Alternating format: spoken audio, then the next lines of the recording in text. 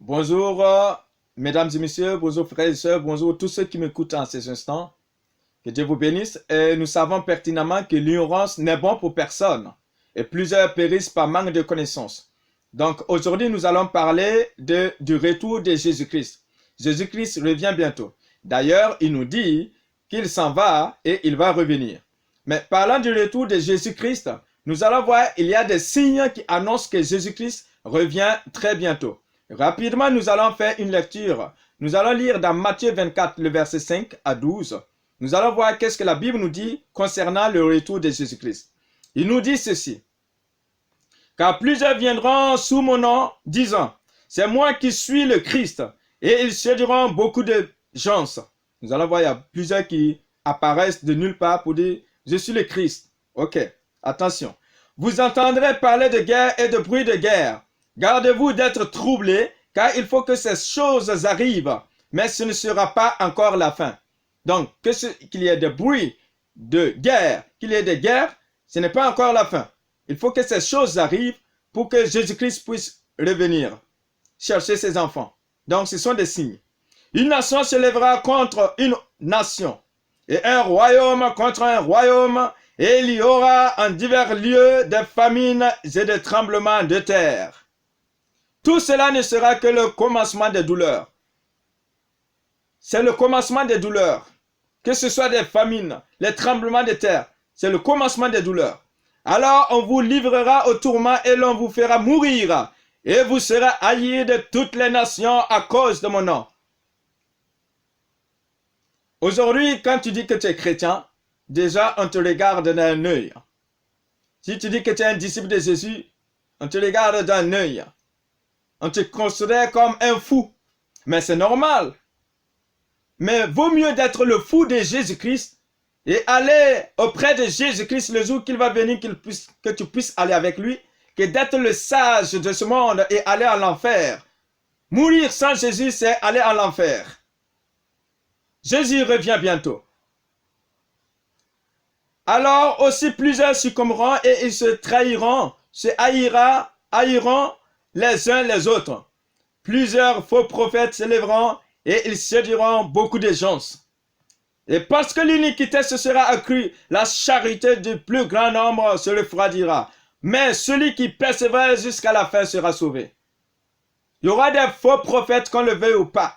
Et ils existent déjà de nos jours, des faux prophètes qui se disent qu'ils viennent de Dieu, mais ils ne sont pas de Dieu. Attention de courir derrière les miracles, car vous ne savez pas d'où est-ce que ces miracles proviennent. Pas pour dire que les miracles ne sont pas vrais, mais tous les miracles ne viennent pas de Dieu. C'est mieux d'être avec Jésus-Christ que de courir derrière les miracles. Et plusieurs, à cause des difficultés, ils vont fuir, ils vont abandonner leur foi pour courir derrière le monde. Mais la Bible nous dit à quoi ça sert pour un homme de gagner le monde et de perdre son âme. C'est celui-là qui va garder sa foi jusqu'à la fin, qui sera avec Jésus-Christ lorsqu'il viendra. Et le verset 15 nous dit, c'est pourquoi lorsque vous verrez l'abomination de la désolation dont a parlé le prophète Daniel, établi en lieu saint, que celui qui lit fasse attention. Nous regardons qu'aujourd'hui, dans les églises, dans l'assemblée des saints, il y a plusieurs choses qui se passent.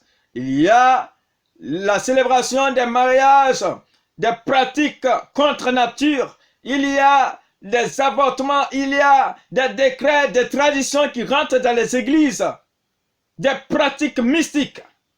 Tout ça, que chacun qui lit, qui entend, qu'il fasse attention, mais qu'il se prépare parce que ce sont des signes qui annoncent la venue de Jésus-Christ de Nazareth. Le verset 24 nous dit, car il s'élèvera de faux Christ et de faux prophètes. Ils feront de grands prodiges et de miracles au point de séduire, s'il était possible, même les élus. Les miracles, c'est bien. Mais ce ne sont pas les miracles qui peuvent te sauver. C'est Jésus-Christ. Recherche Jésus-Christ que de vouloir courir derrière les miracles. Quand il y a Jésus, il y a le miracle. Amen. Donc, la fin des temps est une évidence. Et la fin des temps, il faut savoir qu'il y a deux types d'enlèvement qui existent. Déjà, il y a l'enlèvement individuel. Ça veut dire que vous allez voir quelqu'un qui rentre, qui dort, et le matin, on dit qu'il n'est plus, alors qu'il n'était pas malade. C'est une forme d'enlèvement. Mais où sera cette personne s'il n'avait pas Jésus-Christ? Il ne sera pas avec Dieu. Voilà pourquoi la Bible dit qu'il n'est donné à l'homme que de mourir une seule fois, après quoi vient le jugement. Ça veut dire une fois que tu es parti, il n'y a plus de possibilité de te réconcilier avec Dieu. Les messes de Requiem ne peuvent pas te faire sortir de là où tu étais. C'est la fabulation des hommes. La réconciliation avec Dieu, c'est pendant que tu es en vie, que tu recherches Jésus-Christ. Et il y a l'enlèvement collectif. Là, c'est le grand jour que Jésus reviendra. Et Dieu m'a fait la grâce un jour de voir l'enlèvement.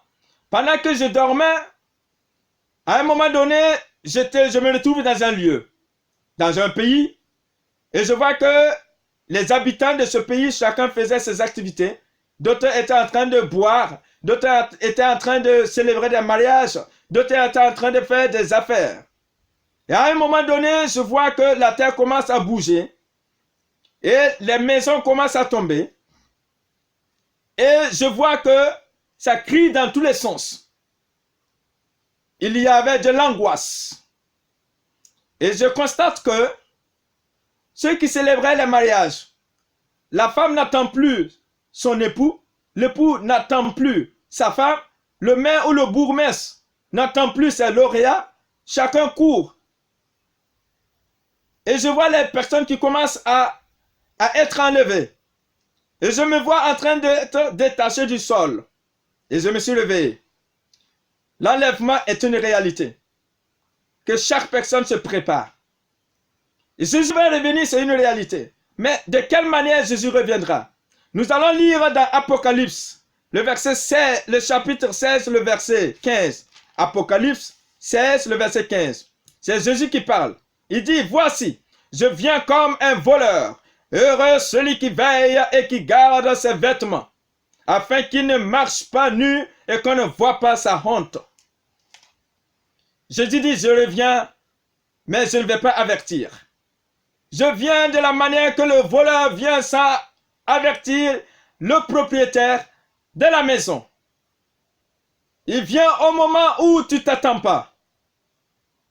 Voilà pourquoi il est important qu'à tout moment, à tout temps, que tu examines ta vie et que tu mets de l'ordre. Parce que Jésus revient bientôt. Tu ne sais pas à quel moment tu vas quitter la terre. Jésus revient. Nous allons voir. Il y a plusieurs personnes souvent qui disent, Jésus revient en quelle année? Jésus revient en quelle année? Mensonge. Voyons qu'est-ce que la Bible nous dit. Lisons dans Matthieu 24, le verset 36. La Bible nous dit ceci. Pour ce qui est du jour et de l'heure, personne ne le sait, ni les anges des cieux, ni le Fils, mais le Père seul. Le Père, le Créateur du ciel et la terre, qui sait le jour que Jésus va revenir, chercher ses élus, ceux qui l'ont accepté comme leur sauveur et leur Seigneur. Ce sont ces personnes que Jésus revient pour chercher. Mais c'est seulement le Père qui sait ce jour-là. Personne d'autre ne peut le savoir. Si quelqu'un venait vous dire, c'est en 1900, 2000, combien que Jésus va revenir, ça sera le jour de l'enlèvement, il faut dire à la personne que ce sont des mensonges. Alléluia. Plusieurs périssent par manque de connaissance. Alors, lisons dans 1 Thessaloniciens 4, le verset 15 au verset 17. 1 Thessaloniciens. Chapitre 4, le verset 15 à 16. Voici, en effet, ce que nous vous déclarons d'après la parole du Seigneur. Nous ne vivons restés pour l'enlèvement du Seigneur. Nous ne devancerons pas ceux qui sont morts. Car le Seigneur lui-même a un signal donné à la voix d'un archange et au son de la trompette de Dieu. Pam, pam, pam, pam, pam, pam, pam, pam. La trompette a sonné. Descendront du ciel et les morts en Christ ressusciteront premièrement. On dit les morts en Christ. ceux qui sont morts avec l'espérance du salut, ceux qui sont morts en ayant accepté Jésus-Christ comme leur Seigneur et Sauveur personnel. C'est eux qui seront ressuscités premièrement. Ensuite, nous les vivants qui serons restés, nous serons tous ensemble enlevés avec eux sur des nuées à la rencontre du Seigneur dans les airs. Et ainsi, nous serons tous ensemble avec le Seigneur. Donc, ceux qui vont rester jusqu'au jour de l'enlèvement, en ayant accepté Jésus-Christ dans leur vie comme leur Seigneur, leur Sauveur personnel, lorsque la trompette va sonner, ces personnes seront enlevées. Et avec ceux-là qui étaient morts avec l'espérance, et nous allons rencontrer Jésus-Christ de Nazareth dans les airs. Jésus ne va plus venir fouler les pieds sur la terre, mais il va rester dans les airs. Et maintenant, ceux qui sont à lui, ceux qui l'appartiennent, seront enlevés à sa rencontre dans les airs. Et ainsi, nous serons avec le Seigneur pour toujours. Lisons encore un autre passage concernant la manière que l'enlèvement se fera. Matthieu 24, le verset 40 à 42. Qu'est-ce que la Bible nous dit dans Matthieu 24, le verset 40 à 42? La Bible nous dit, « Alors de deux hommes qui seront dans un champ, l'un sera pris et l'autre laissé. De deux femmes qui moudront à la meule, l'une sera prise et l'autre laissée. Veillez donc, puisque vous ne savez pas quel jour votre Seigneur viendra. Deux hommes seront en train de cultiver dans leur champ ou dans leur tracteur en train de conduire dans leur champ. Une personne sera enlevée, l'autre sera laissée. Deux femmes seront en train de moudre. Une sera enlevée, l'autre sera laissée. Un couple sera en train de dormir. La femme ou l'homme sera enlevé, l'autre sera laissé. Ou les enfants seront enlevés, les parents seront laissés. Ou d'autres seront dans les avions. Et d'autres seront enlevés, d'autres seront laissés. Que chaque personne se prépare à la rencontre de son Dieu. Jésus revient bientôt. Mais c'est pendant que tu as envie que tu peux mettre de l'ordre dans ta vie. En acceptant Jésus comme ton Seigneur, ton Sauveur personnel. Dieu qui t'a créé à son image et qui t'aime ne veut pas que tu périsses. Ne veut pas que tu sois resté le jour de l'enlèvement. Mais que tu sois enlevé à la rencontre de Jésus-Christ. Car après l'enlèvement, l'Antichrist va venir. La bête viendra. Et il régnera sur la terre. Et à partir de ce moment, il n'y a plus de possibilité d'être sauvé par la grâce. Ça veut dire actuellement nous sommes au temps de la grâce. Tu entends ce que je suis en train de te dire. Tu peux l'accepter ou tu peux refuser, mais tu ne vas pas mourir. Mais lorsque l'enlèvement aura lieu et que l'Antichrist prendra place et commencera à régner, à ce temps, il n'y a plus de temps de grâce pour le salut. Et la Bible nous déclare, le salut se fera par l'épée. Lorsque tu refuses de prendre la marque de la bête, la Bible nous dit, la personne mourra pour son salut. Il est important pour toi, mon frère, ma soeur, toi qui m'écoutes en ces instants, d'accepter Jésus-Christ de Nazareth pour bénéficier pendant ce temps de grâce, le salut que Dieu donne, pour que lorsque Jésus reviendra dans les airs, que tu sois enlevé à sa rencontre pour régner avec lui pour toujours, que de rester sur la terre et subir ce moment de traumatisme, ce moment de tribulation, ce moment atroce que l'Antichrist va apporter. Je ne prie pas Dieu que tu connais ce moment, mais ma prière que tu sois enlevé avec Christ pour vivre avec lui pour l'éternité. À toi de faire le choix. À toi de décider. Parce que tu ne sais ni le jour ni l'heure que Jésus-Christ va revenir. Il viendra, mais il ne va pas prévenir. Que chacun se prépare à la rencontre de son Dieu. Après la mort, il n'y a plus de possibilité. Une fois que tu sors de ton enveloppe, plus de possibilité de se faire la paix avec son Créateur en acceptant Jésus-Christ. Mais c'est pendant que tu as envie que tu acceptes Jésus-Christ pour bénéficier de sa grâce et être sauvé et tu seras avec le Seigneur.